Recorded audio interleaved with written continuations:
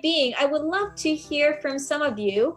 Take a moment to share maybe how you feel about, right now today. So take a moment to share in the chat box how you're feeling today. In one word, and we're really excited you are here. So yes, Kirsten said, I'm excited. Would love to hear what else. Yes, Chanyang feel the same way. Again, for folks who are tuning in, take a moment to come on video so that we can see you. Awesome, wonderful. Yes, hungry. Hope you're able to enjoy your meal, Vivian. Abe, great, super pumped. We are super pumped as well. Welcome, welcome. As you are tuning in, we are excited to have you all and have this meaningful conversation with a special guest. So again, for those who are joining us all around live as well as in the video today, we have been doing the summer series as well as the IgniteNextGen program in the past few weeks. And today we have a special guest to dive in. So again, as you join, take a moment to share in the chat box how you feel in one word today and what you are looking forward to. So I'll give another second or so as you settle in with video so that we get to see you and meet you. Get a chance to see where you are coming in from. So I'm going to share.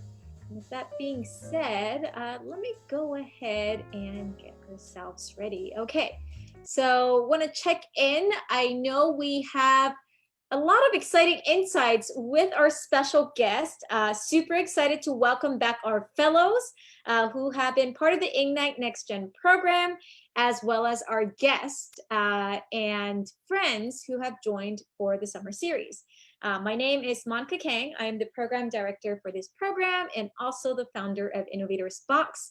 We're really excited for today's conversation because we have none other than Dean Song Richardson, who will be sharing a little bit more about her story and, taking a moment to understand how her leadership and journey has been, especially also now with the new world and COVID-19.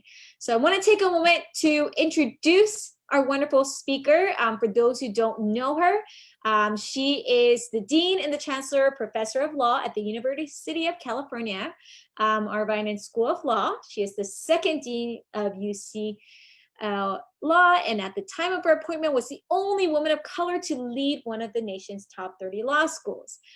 Dean Richardson will share her personal journey and life work on implicit bias and the law, and how she has used her voice to foster courage, leadership, and understanding during this time of uncertainty. I'm super pumped personally as well because I had gotten a chance to hear Dean Song Richardson share her story, and I was deeply humbled and inspired. And so with that further being said, we have a lot to learn. And so if we can give a virtual round of applause for our speaker, really excited to have you here. And with that being said, Dean Richardson, we would love to hear from you and hear your words of wisdom. How are you today? Hi, I'm doing well. How are you? We're great and we are excited. So please, the floor is yours. And I know we're going to have a fireside chat. So again, for guests who are here, we're going to have some Q&A and live discussion. So we look forward to seeing your questions. And with that being said, I know she has some wisdom to get us started. So please. Great. Thank you so much for inviting me here, Monica. And thanks for all of you for showing up to this. This is exciting for me. I always wonder when I get invited to do things like this, why I'm being invited to do things like this. But then I see all of you and I'm always so inspired to see so many faces and to engage in this conversation, especially at this particular time about what leadership means. So I'm hoping you can still hear me because I hear music. Can you still hear me? Okay, perfect. I'm going to try not to get distracted. Oh, no, please, you can keep the music going. I'm just trying not to get distracted by it myself. So what I thought I would share with all of you, and we'll continue this discussion during the Q&A, is my own, a very shortened version of my own journey to getting to this place where I am now, and what makes me sad, I will say, about this journey is that both of my parents, my mom is still around. My mother is Korean. My dad is Black. He passed away a few years ago, and that makes me sad because I wish I could share with him some of the lessons that I've learned and that I learned from him. So I grew up on Army bases. That's how I grew up. And being someone who is Black and Korean, was not unusual, actually, when I was growing up on Army bases. And I always felt like when I was growing up that I belonged, right? That I had a community that I belonged to, that I could rely on, that could provide support. And I share that story because it all changed when I got to college. And the reason it changed when I got to college is because people started to comment to me about my race and my ethnicity. And it wasn't something that was done, I don't think, purposefully to make me feel a particular way about my race, but I was so lucky, I realize in retrospect, to have grown up in a community that was, at least amongst the kids, racially mixed. And so my best friend was also Black and Korean, and I never thought about my race, my gender, any of that as being something that was important enough to be remarked upon. And then I attended college. I attended Harvard College. And from the very first moment, people began to ask me where I came from. And so I would say Massachusetts. And then they'd say, no, I mean, where's your mom from? I'd say Korea. And then they'd ask where my dad was from. And all of the follow-up questions soon made me realize that what they wanted to figure out was why I looked the way that I looked. I call that being, quote unquote, raced when I was in college. And as I mentioned, prior to that, I really had not given a second thought to the impact that race can have on individuals in this country. It's remarkable to me now that I was so naive, but I was. And part of the reason for that is my parents never, ever shared with me or my two younger brothers. And I'm going to share my screen right now because I want to show you my family. They never, is that working? Is this working? Is it being shared now? Yes? Okay, thank you. Let me get it to work the right way. Okay. So this is a picture of my mom and my dad, and they never shared with my two younger brothers what life was like for them growing up as an interracial couple in these United States. And it was only later that I learned, and it really wasn't because they shared it with me, it's because I learned after being raised in college what it meant to be a person of color in this country, and how important it was for people to try to understand what my background was and where I came from. And it was because of those experiences in college that I became, I don't think obsessed is too strong a word, obsessed in beginning to think about the impact that race has in our country. And it was only then that I started to think back to my life growing up with my family. And I want to share one particular story with you because the impact of what my parents and what we did only became apparent to me later. So because we were in the Army, we moved around quite a bit. And I remember distinctly one trip. It was a cross-country trip that my parents and I and my two younger brothers took to move from one Army base to another. And during that trip cross-country, my mom would always pack a picnic, right? We would have kimbap and a bunch of other things, right? That we would stop by the side of the road and we would eat. And then instead of stopping at a restaurant to use the restrooms, and the story I'm about to tell you, some of my law students, when they heard it, would say to me, Dean, why are you sharing that story? But I'm going to share it with you because I think it's important. So we would pull off at the side of the road and eat, and have a fun picnic. And then we always had a big tin can. And that was a can that we would use at the side of the road instead of stopping by a restaurant to use a restroom.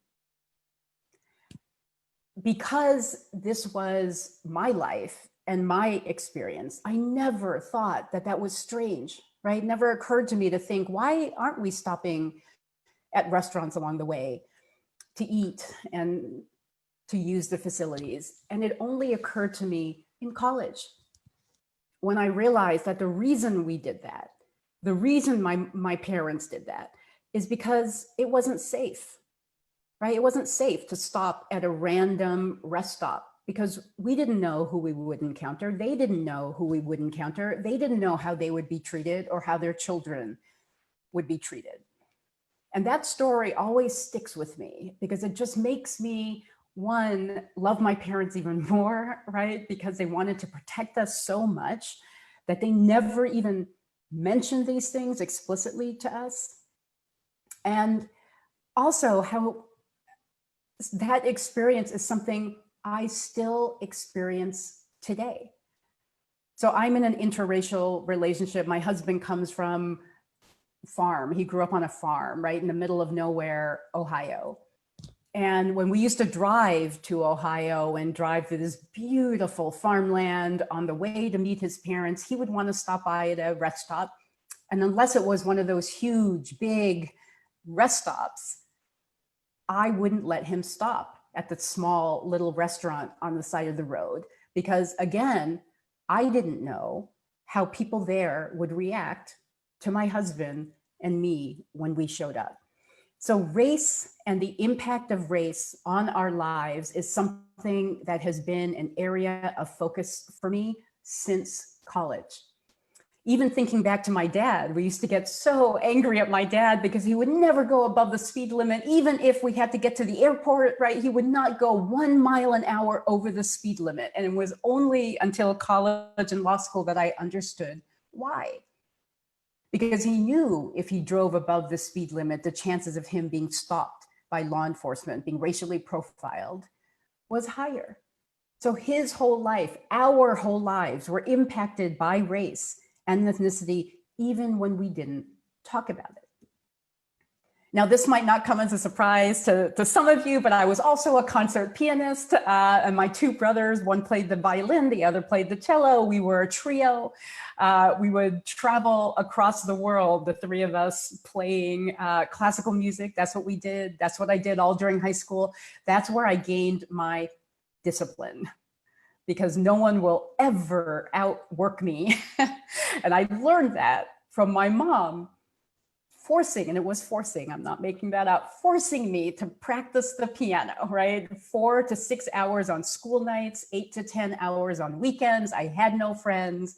I had no life. I would in fact study so I wouldn't have to practice the piano, right? That's why I would study, so I could try to get out of it. That was the only thing that would get my mom to say, okay, you don't have to practice. But that's when I learned discipline. That's when I learned a lot about failure too. Because if I leave you with no other lesson, what I want you to do for all of your lives is to take risks, right? Say yes to things that might be scary to you. Say yes to opportunities that might be presented to you, and then accept the risk of failure. I learned that playing across the world, the piano, right? There would be times that I would mess up. There would be times I would forget what the next thing was because it's all memorized, right? And I couldn't stop in the middle of it. I had to go on. And I think that lesson is the lesson that has carried me through my life, because when I went to law school, and I went to Yale for law school, when I went to law school, I could not, and I wanted to go to law school to do civil rights work. That's what I wanted to do after everything that I learned in college. But I could not speak in public. even in a small seminar with 12 people, I couldn't raise my hand to participate in the conversation, let alone when I had to do a presentation and I would have it all written out, and then I would read that thing that was all written out, and I would lose my ability to read. My voice would shake so much people thought I was about to cry. I could not do it. So the idea that I became a litigator, I was a criminal defense lawyer, I became a law professor, and now I speak all across the country on issues of unconscious or implicit racial bias. The only way that I am now able to do that, and it's not that I love public speaking, I don't. It's not that I don't get afraid and apprehensive, I still do. But I refused to let something that I couldn't do stop me from doing the work I felt passionate about. And so in the exact same way that I had to practice for hours and hours and hours to perfect playing the piano, I did exactly the same thing when it came to public speaking. I learned everything I could, and then I would just force myself to do it.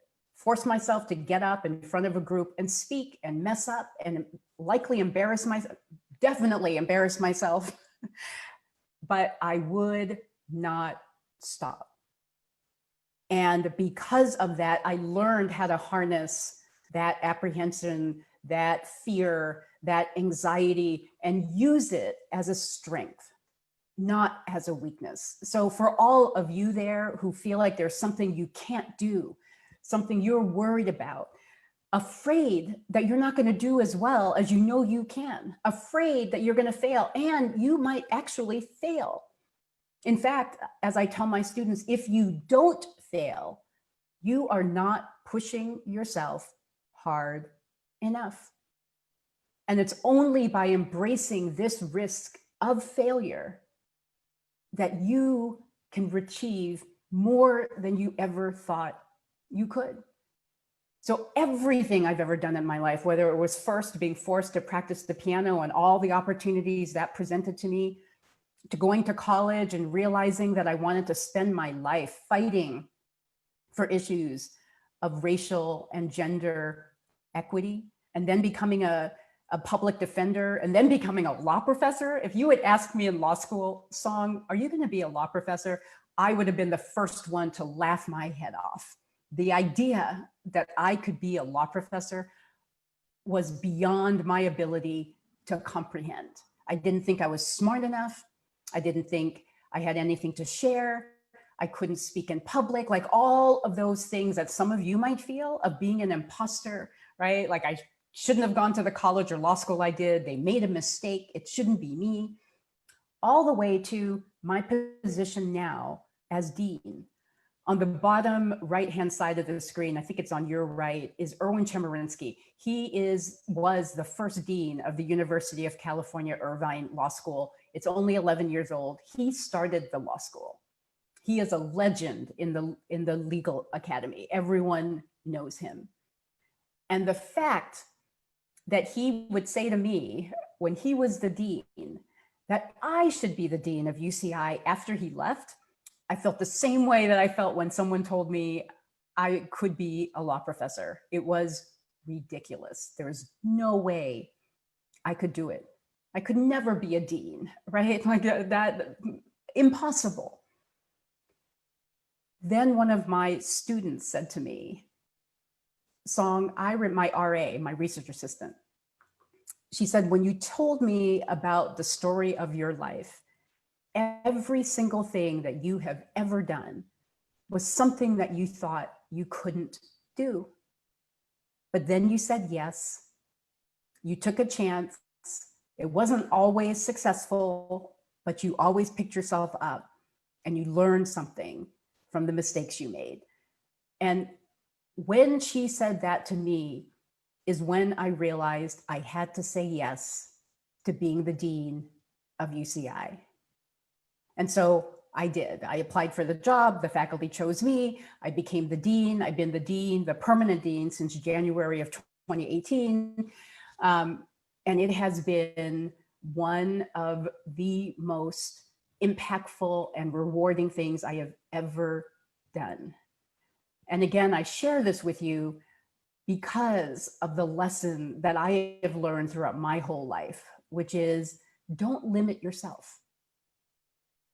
When opportunities present themselves, and it even sounds slightly intriguing to you, but you are worried about your ability to do it, trust yourself, take a risk. It is okay to fail, to push yourself to do more than you ever thought that you could do. That is what I've done my whole life. And I'm not telling you that that means all of a sudden one day you wake up to become a different person. I still feel like the imposter. Not as much as I used to, but that feeling hasn't escaped me, even to this day. And it's okay, because I have enough experience behind me now to know, even if I feel this way, I can still push myself. I can still make my mistakes. I can still do better. I can still achieve and do the things that motivate me, which is the second part of it.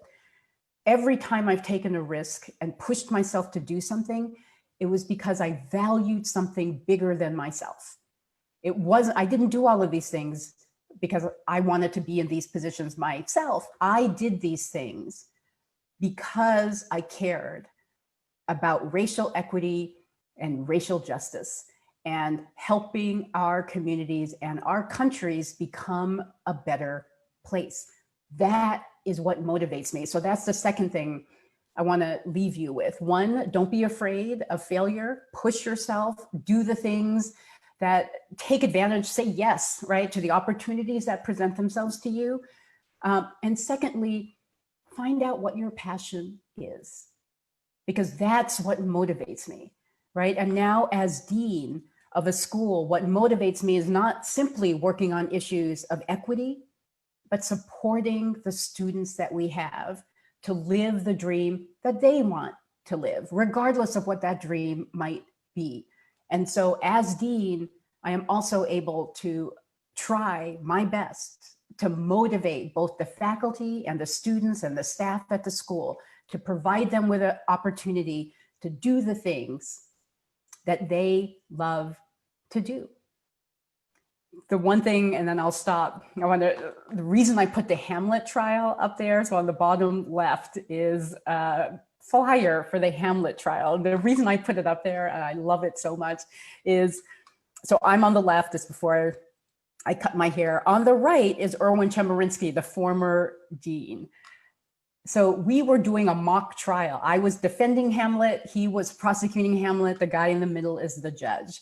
And when Irwin asked me to do this with him, he was still the dean, right? So he was the dean, I was his senior associate dean, the second in command at the law school. By the time we argued this case, I was now the dean at UCI, he is now the dean at UC Berkeley Law, and you can imagine the pressure because Irwin has never lost an argument, a mock argument, I should say. And so we did this argument in front of an audience at Irvine, and I had to win because I am also super competitive. Just to be clear, I had to win. So I worked my butt off every single day because there was no way Irwin was going to beat me. I'm happy to say I won. Proving you can do anything with hard work. And then we've had a number of trials since then. We've had 3. I've won all 3. I'm going to stop now with Irwin because he's definitely going to win the 4th, right? I can't keep this streak up. But I wanted to share that with you because once again, I didn't want to do this trial because I didn't want to lose. And that is the wrong attitude, which is why I forced myself to do it. So I will end here with a picture of my beautiful family, my brothers, my husband, my extended family. I guess that's the story that I'll share for now. And I'm happy to engage in a fireside chat or answer any questions that any of you might have. But thank you so much for your attention. I'm going to stop sharing my screen. Wow. I mean, first, can we give a round of applause for Dean Song Richardson, thank you just very much for not only the inspiringness of it, but just the authenticity of just plainly giving everything unfiltered. And I think that's the aspect that I hugely appreciate, just being, you know, with your word choices and sharing about that. It's not that, hey, you figure out everything when you get to this age of life, or that you'll get to this title and you'll be okay. It's like, it's a continuing journey. Constant battle.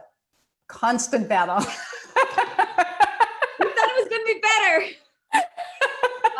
So you might as well learn that battle now. and well, your way of dealing with it, because that's life. Like, how boring would it be? I would be so bored if there weren't always some challenge that I had to face and overcome. And I don't know what it is about my personality, but I really need that, right? Like, I need the new challenge, the new fight, the new mountain. I have to climb. I mean, thank you. We're seeing a lot of love fans in our chat room, just a total agreement and gratitude of your inspiration and just sharing. Again, the depth of it.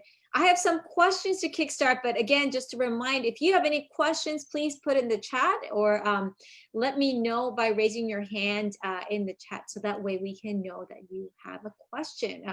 But being the moderator, I get to have my first kind of question time. I mean, you've already highlighted a few things that I was going to ask, which was about, how do you get back from failure? You've shared about what it means to your journey of learning public speaking, or like, finding that voice. But one thing that coming together with all of this is, I think in my head, also confidence. And I think you alluded briefly through all your journey and stories of how you built it, but tell me a little bit more, like, how would you say finding confidence played a role that also influenced in how you find your identity? And what are ways that now looking back, you would say is really important?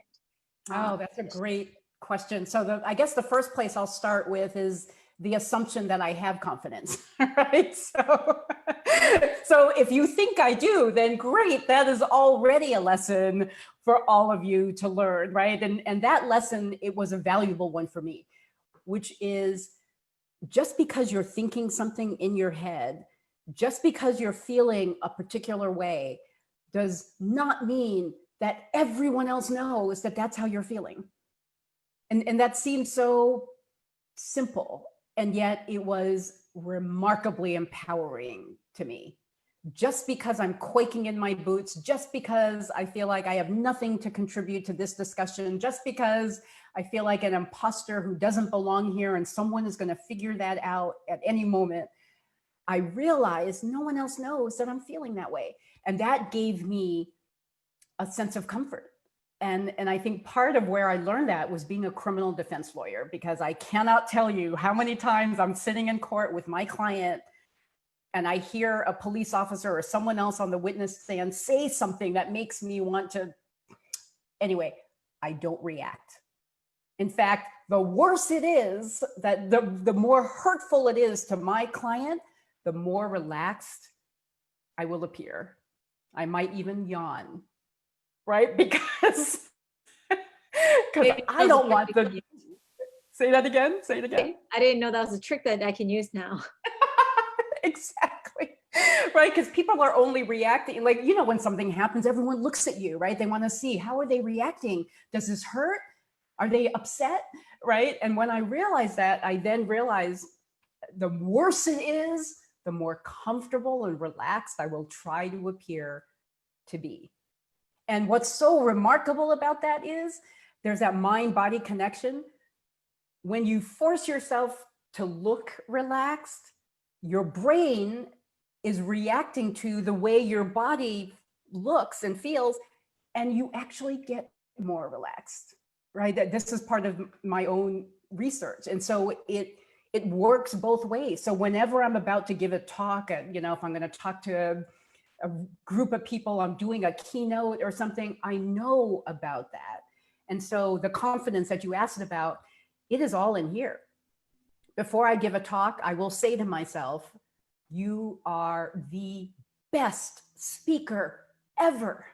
You're going to kill this. Everyone's going to love it. You are amazing. Like literally, that is what I am saying to myself as I'm sitting there trying to get my body into a relaxed position, because I know it'll make an impact. So by the time I get up there, when I have the butterflies in my stomach, my hands are shaking from the adrenaline, for me, all of that I have rewritten to mean you care and you are going to be fantastic. And in fact, it's when I don't feel that way, when I'm not feeling nervous, when I don't feel that adrenaline rush, that I know that whatever talk I'm about to give, it'll be fine, but it won't be great. Because there's something about that energy. If any of you are athletes or performers, you know, right? Like that adrenaline is meant to help you perform better, do better, think better, be smarter, if you can harness it. That is the lesson. That's why you want to keep putting yourself in these positions until you learn your way of harnessing your strength. It's not going to be the same way as that I do it. You got to figure out your way and then make a mistake and fail and get over it, learn how to do it again, right? Because each time you fail, pick yourself up and do it again. It is another example to you and to your brain that you can do it. So I'm old now, right? So I have lots of experiences of failure, and it doesn't mean it's easy when it happens. I don't like it. I'm really competitive. I always want to be successful, but I also know that once I fail, I will learn from it and I will do better the next time. So it's not confidence, it's experience. Well, but that gives such insight into it, because often I think, I mean, even sure right now, I'm sure folks are listening, feel like, well, it sounds like Dean Song figured everything out. I mean, how long is it going to take me to figure out? Like, but you're just reminding us, it's just that we continue to build each day. And, you know, I love that you shared about that public speaking piece, because I mean, I do the same thing. The words of affirmation is hugely important. I have a list of statements I tell myself before I speak, whether it's actually even virtual sessions or in person. And yes. Just want to pull out again, for those who are in the fellowship program, I've shared this, but one quote that I like from Robin Roberts is the ABC News anchor. She shares about how change how I think to change how I feel. Oh, and I'm going to write that one down. That is a great one. I change how I think to change how I feel. It seems so simple, but it's hard. But it's hard. And it's true, though. It's true. Right? Because you always have different ways of Absolutely. telling a story about what happened. The negative, I'm going to beat myself up story, or the positive, I'm going to learn, what am I going to learn from this experience to do better next time? And those are both equally valid stories. So why choose the one where you beat yourself up? But that's what we do, right? Like, I'm not saying I don't do that. I do that. And science does prove, I mean, that's the thing that is fascinating. Is like, there is a reason why, like, you know, people do talk about how 9 compliments equal 1 negative comment, because science does prove that our brain are wired to that. And it is such a, yes, that's the quote from Robin Roberts. Yes, that's exactly the quote that IgniteNextGen team has shared. And I'm really excited you shared that, because indeed our group of fellows on Friday would be sharing their special piece. And so I hope that this is a reminder again, that when you do feel that rush of nervousness, you are in the right place to share something powerful. And again, we'll share a little bit more. But to add to that, I mean, we have just so many questions already happening. I want to make sure that we tie it back to it. And you know, how timely is it? Because Bo Huang actually asked a very thoughtful question connected to that, to a very sensitive topic that I'll love with your expertise that we can shed light. So Bo, I would love if you want to go on audio and share a little bit more. Hi, thank you so much. You're very inspiring. I wanted to ask you, how are some ways that students can fight against systematic racism? And what does your ideal future look like? What would like an ideal racial and gender equity look like? Because it seems very far away at the moment. It does seem very far away, but that's why I'm so inspired by you, right? Because you young people have so many ideas, so much energy to create the world that you want to have, to take the baton, right, from our generation and and push it forward. So I'm going to start with the last thing that you mentioned first, right? What would that look like? So now I'm just speaking for me, it might look differently to all of you. To me, what it would look like is that we get to celebrate our differences. That's what I think, right? Like we can be who we are, as different as we each are, celebrate the ways in which we are different. Simultaneously, though, not having our differences impact what we can achieve in our own lives, right? So that's what I want, not to create everyone so that we're all the same, but that we each have these same opportunities to do the work we want to do, to make a living, to get the education that we want. That to me is the ideal of where we should get, but it's not to be colorblind or race blind or gender identity blind. It's to celebrate those differences. So then to what can we do? What can you do? I really want to ask, what have you already done, right? Because so many, I am so inspired by what I am seeing young people do across the country. What I have noticed, even from my students, is you refuse to accept the limitations that society has placed and the way in which we think about what the world, you refuse to accept it, right? Like you're always saying, like, defund the police, get rid of the police. Like, I don't know if I would go personally that far to get rid of law enforcement completely, but the fact that you are, but I do think it is important to imagine a world without the police, because only then can you think about what is the role of police in our society. That's where we need to start from. We need to question everything. Because when you think about I'll speak from the law school perspective, law school rankings, LSATs, SATs, standardized test scores. I cannot stand any of those things personally, because they build in bias and structural inequality. If I could get rid of all of those things tomorrow, I would. But I can't, and they are reality, right? And so now, from my perspective as dean, I not only have to pay attention to those metrics because they matter to so many people, while simultaneously thinking about how can I convince young people that these things are terrible? So I'm going to try to tell all of you, these things are terrible, right? They embed privilege. And I keep wanting young people to start that movement of US News. Let me just tell you this, and then I'll stop in answer to your question. US News is really controlled by one older white man who, through the metrics that he decides are important, impact the education that we give to all of you. So the final example in the law school context, law schools get more credit, can move higher in the ranks when their graduates go work for a big law firm. There's nothing wrong with going to work for a big law firm, but a big law firm job should not count more than going to work for the Legal Aid Society doing social justice work. It is equally important. And yet, if I cared that much about the ranks, I would be telling all of my students to go work for big law and not go work for the Legal Aid Society. That is wrong. So what can you do as a young person? Bring down US News, start a movement. That's just one of the very many things that we need to do. So thank you for that question. Thank you so much. Bo, do we get to answer? Thank you for that thoughtfulness. Wow. I mean, just a reminder again that the details matter and the intentionality.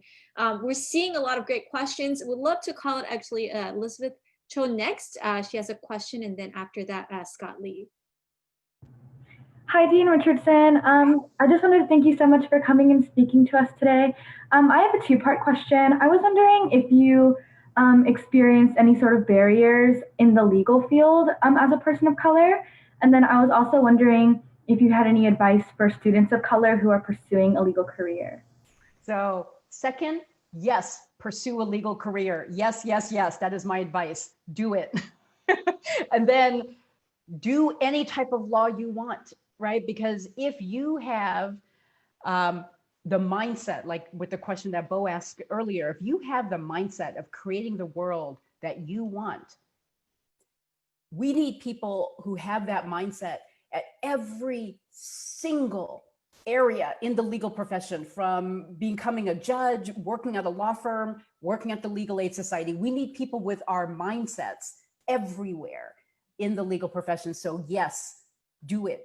And then do the work that you feel passionate about for whatever reasons you feel passionate about. So that's what I would say about, yes, go to law school. But I will also say that law is one of the most traditional careers. And by that, I mean privilege, embedded bias, racism, all of those. I mean, it exists everywhere. And it definitely exists within the law. It definitely does. And so part of the reason I'm in law is because it exists in this arena. So what can one, any advice for dealing with it? It's the same advice that I have given this whole time that I've been with you, which is knowing that these biases and these difficulties exist, just knowing it and not letting that, the fact that they do, let the fact that they do motivate you, right? For doing the important, let it motivate you to go to law school. Let it motivate you to do whatever work you want to do, whether it's mergers and acquisitions over here or being a criminal defense lawyer over there, right? We need all of you in the system. And I experience it to this day, right? Like part of it, I'm just going to be real with you. You saw from my PowerPoint slides, my hair used to be like really long and curly. Then I decided I was going to chop it all off and let some of the gray grow out. Why? Because I decided for a particular moment, people to judge me differently when they first saw me. That is literally why I did it. Not because I wanted it like this, not because, you know, although I did want to have short hair for a while. I did. I wanted to see what it looked like. Let me be real. But part of it was for that purpose. Because I recognize how my race, my gender, my ethnicity will impact the initial views that people have of me. It just will. And I wanted to see what difference it would make when I cut I'm growing it out now again, because I've done the experiment. Now I'll see what the difference is. But it was a purposeful decision. And I guess that's what I would also say to all of you, right? Like, be purposeful. Not all the time. You can't do it with everything, right? But for those things that are important to you personally, that motivate you personally, be purposeful about it. So I hope that answers your question. But thank you for the question and also the insight of being purposeful. I want to now next go to Scott, and then after that, Kirsten, who has a question, and we'll be mindful of time. Well, first off, I just want to say thank you so much for speaking to us. Your words are obviously super inspiring. I just want to say that your hair does indeed make you look very wise and distinguished. So I think it was a very successful project. Thank you. That's what I was going for. The gray streak, I was automatically drawn. I was like, wow, amazing. But here's my question. I'm sure as a legal scholar, you have read many documents, articles, and books throughout your life. But I want to ask this on a more personal note. What books would you recommend to us young professionals that have profoundly influenced your worldview, mindset, and personal maturation? Oh, that is such a good question. And, you know, that's going to be really hard for me because different books speak to me at different times of my life. And so I'm trying to think back when I was your age, what really spoke to me then. So one is a piece of fiction, and I don't know that it would speak to you. It's Zora Neale Hurston is her name, and she has this book called Their Eyes Were Watching God, right? The reason I love that book, and I read this like decades ago, because like I said, I'm really old. Right? But what I loved about that book is the way you saw the journey of the character in that book as the language with which she spoke changed. And to me, it's part of the lesson again of growing and learning. Like I just love that book a lot. What are some recent books that have really impacted me? Ta-Nehisi Coates's Between the World and Me that he wrote. That I actually just, so my nieces, I have two nieces who live in Australia. I promise I'll connect this up. I don't know if you saw the picture, but one of them is in college now, and she has very long, she could pass for white, she could pass for Asian. No one would imagine that she was Black except for her very long curly hair. And all of this post-George Floyd unrest and fight for racial justice was happening in Australia too. And she became so angry at the lack of understanding that she was seeing from her classmates about what it means to be a person of color, what it means to be Korean, what it means to be Black. And she was so angry and so involved and out there all the time. No one can understand why, but she wanted a book that would help her situate what was going on in this country. And it was that book. Right? She read Between the World and Me, and it was like, okay, now at least I know that there are other people out there that feel like I do. So I love that question. And I have so many books. Like I was just looking at my bookshelf to see, what else, right? I love mysteries too. It's good to have fun things to read. But it does. Do you have a book, Scott, that's really spoken to you? Well, gosh, so it was actually the beginning of my college career. I read a book called The Charisma Myth by Olivia Fox-Cabane. Reason why was because growing up, I was a very shy, introverted kid. And I guess as a typical freshman, I wanted to reinvent my profile and kind of introduce like this new vibe to myself that I wanted to share with the world. I felt like charisma was this illusion that you could create with specific behaviors and mannerisms rather than something that's intrinsic to each person. Totally like, right. We suspect that people like Steve Jobs and Bill Gates and other people are automatically charming, but that book revealed to me that there are very specific behaviors and practices that you can use on a regular basis to make yourself stand out from the crowd. So I really did appreciate that book. Love it. And that just ties in with everything that I've been saying. Be intentional about it. None of it is intrinsic, right? You can learn it all. You can learn it all. That is so true. That's what I've done. That's what you've done. That's what I'm sure many others of you on this call have done. I hope you feel empowered by that. Never, ever think that you are limited by whatever limitations you think you might have. Everything is learnable. Have a growth mindset. Know that you can learn and do it because you can. I promise you. If I can sit here and speak to all of you without dying right now, because I promise you I'm worse than any of you. I was so shy, I couldn't even walk a straight line towards people. I would walk sideways like this to try to make myself disappear. That is how shy I was. So if I can do this, if I can teach myself this, you definitely can. I promise you, not a single one of you is worse than and that's still who I am, like inside, right? But to Scott's point, like I have practiced and learned. And that's why for me as well, one of my favorite quote is Oscar Wilde, to define is to limit. Yes. So, oh, Monica, you have a great list. I'm going to have to get your list.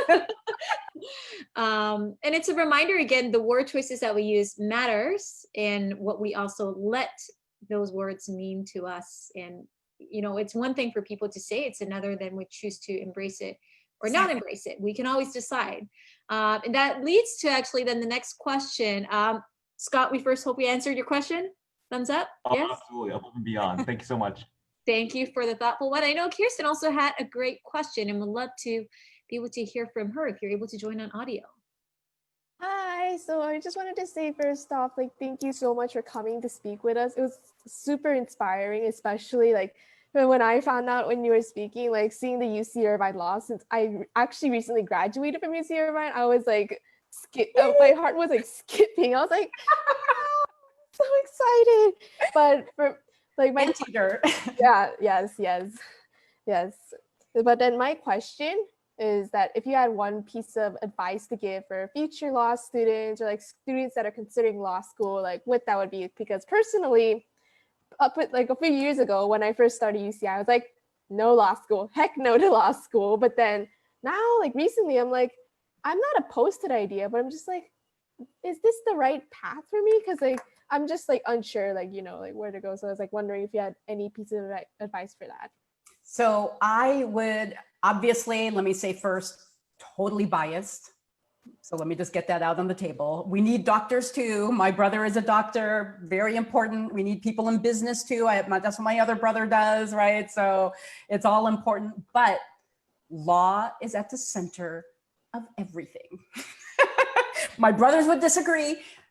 Law is at the center of everything is my view, and I think it's true, right? So whether we're thinking about business or medicine, of course, you save people's lives, you make the economy go around, but what you do and how you do it is impacted by regulations, laws, and policy, right? It undergirds everything. And even if you don't want to practice law, understanding how our legal system works and the power that it has to shape behaviors and industries is so remarkably important, because then you know where the power is. Then you know what the levers are that can be changed to get the results you want. It gives you a level of understanding of the way our country and the world works that I think is remarkably useful, even if you don't practice a day of law in your life. But as I said, totally biased, but I do think having that knowledge is really, truly powerful. So I highly recommend law school to people. But I'm sure if my brothers were here, they'd be saying the same thing about becoming a doctor and being in the world of finance. But this is my answer because I'm a lawyer. Thank you for sharing that. Kirsten, did we get to answer your question? Yeah, that answered my question well. So go Thank to you law so school, much. Kirsten. Come to law school. I'm actually considering it low key just because like what's it called? I guess with COVID happening, it's like kind of changed my perspective of like, oh, like with the job market being so limited, it's like like you kind of like might as well. But then like definitely like I'm considering it more positively than 4 years ago when I was like no law school.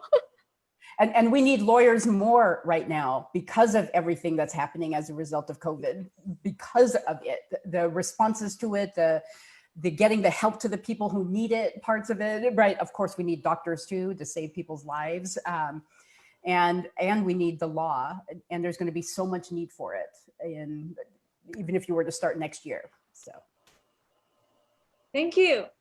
So many nuggets of wisdom, and before we realize we are almost out of time, I get to have the honor of asking the final question as we wrap up. I mean, Dean Song Richardson, thank you so much. Can we give another round of applause of appreciation for all the awesomeness that she shared? We're not final done yet. I still have a few more minutes, but I just wanted to say just another gratitude. Well, I just want to say thank all of you for showing up. I find this is what inspires me, is to have conversations with you. It's why I'm the dean, right? It's why I love the job so much. It's because I get inspired by you, by young people doing and thinking and preparing to do amazing things in your life. Like that to me gives me hope for our country's future. Thank you, which alludes to my final question, because indeed, since we have our young fellows, next gen leaders who are leaders and already walking the talk, taking the effort, being here, wanting to learn, figuring out how do I do things differently, especially at this time of COVID-19. And I'll be curious to hear your thoughts. If they forget everything and anything, what are at least, one or two things that you absolutely recommend them to think that would help them think and feel more proactively as a leader especially in this constant uncertainty and change coming ahead. I think already just thinking about how we envision summer is very different when we thought about that in March, and just thinking about, Yes, their summer and their fall, and a lot of their career has been completely flipped, totally. both for good and for many unexpected for all of us. And so Yeah. what's something that you would love to share that we should keep in mind? Yep. So I'm going to really sound like a broken record when I say this, but what I'm about to say applies even more when situations of uncertainty and fear and anxiety occur, because they are like, I've never lived through a time like this in my lifetime, right? And it's the same for all of you. And part of what I take from a moment like this is the fact that we can never, we have the illusion of control when things aren't as terrible and scary and anxiety provoking as they are now. But this is life, right? This is what our lives are always about. There is always going to be a challenge, maybe not as huge as this challenge is, not as anxiety and scary and all of those things that this particular moment is. And yet, in some ways, the fact that it impacts everyone makes it a little less anxiety provoking and scary. And that might feel weird to say, except that it is sometimes in those moments when you think it's just about you, like you are the one who's going to fail. You are the one who can't be resilient. You are the one that is suffering from in all of these ways. We are seeing our entire world going through this right now. And that resilience and grit that Monica spoke about earlier, and that growth mindset, to me, now is the time to really develop that, because you do not control COVID-19 and everything else that's happening. The only thing you control is you. Living your values, not letting fear overcome your goals and your values, right? Really digging into that, because that's all I can do, right? As a dean of a law school, I cannot predict what is going to happen 2 months from now, let alone a month from now. So all I can do is remain committed to what my values are, what my goals are, and control what I think and the plans that I make with the information I currently have. And will some of them be wrong? Of course they will. Of course they will. But I can't control how you feel about it. I can only control what I do about it. And that is the lesson of this moment. It's the same lesson. It's the same lesson, right? That's what's easy. It's always going to be the same, right? What are your values? What do you care about? How are you going to control what you tell yourself? The way you act, because the way you act and and living your values means the most when it impacts you the most, right? It is so easy to say, oh, I care about this and I care about that, and then it impacts you, and all of a sudden you don't care about it anymore. Then you didn't actually have those values. It's when you personally are going to be impacted potentially negatively, and yet you still hold true to those values. That is when you know you really care about these things that you say you care about. And that applies right now, because it is really hard. So hopefully that helps. It's what I tell myself, literally, because it's not easy for me either, right?